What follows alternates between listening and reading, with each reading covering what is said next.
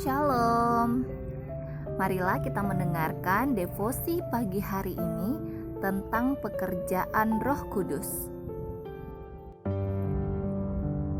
Bacalah Roma pasal 10 ayat 14 dan 17, 1 Korintus pasal 10 ayat 16, dan Efesus pasal 2 ayat 8. Tetapi bagaimana mereka dapat berseru kepadanya jika mereka tidak percaya kepada Dia? Bagaimana mereka dapat percaya kepada Dia jika mereka tidak mendengar tentang Dia? Bagaimana mereka mendengar tentang Dia jika tidak ada yang memberitakannya? Jadi, iman timbul dari pendengaran, dan pendengaran oleh firman Kristus. Bukankah cawan pengucapan syukur yang atasnya kita ucapkan syukur adalah persekutuan dengan darah Kristus? Bukankah roti yang kita pecah-pecahkan adalah persekutuan dengan tubuh Kristus? Sebab karena kasih karunia kamu diselamatkan oleh iman. Itu bukan hasil usahamu, tetapi pemberian Allah.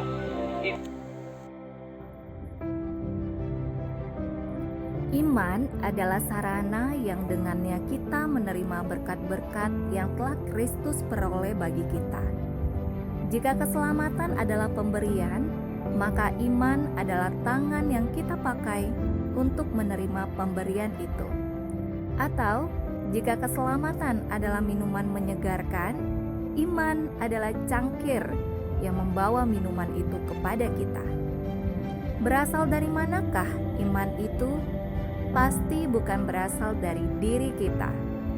Iman yang menyelamatkan adalah hal-hal lain yang orang mati dalam dosa tidak dapat meraih dengan usaha mereka sendiri. Roh Kudus harus membuat iman itu dalam hati kita. Jika tidak, kita tidak akan pernah memilikinya. Setelah Dia membuatnya, Dia harus terus-menerus meneguhkan dan menopangnya. Jika diserahkan kepada kita sendiri, kita akan kehilangan semua karunia iman yang sangat penting yang telah Dia berikan itu.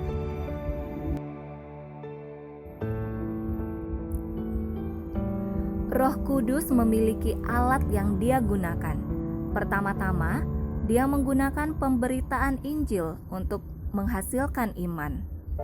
Allah telah berjanji bahwa pada saat hamba-hambanya yang setia memberitakan Injil, Roh Kudus akan bekerja di dalam hati orang yang mendengarkan, menyebabkan mereka menanggapi apa yang mereka dengarkan itu di dalam iman.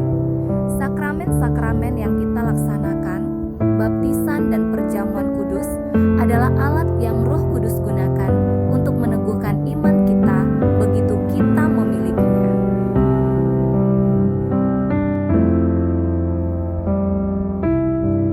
Kita tidak bisa berkata bahwa kita ikut berjasa di dalam keselamatan kita. Kristus bukan hanya telah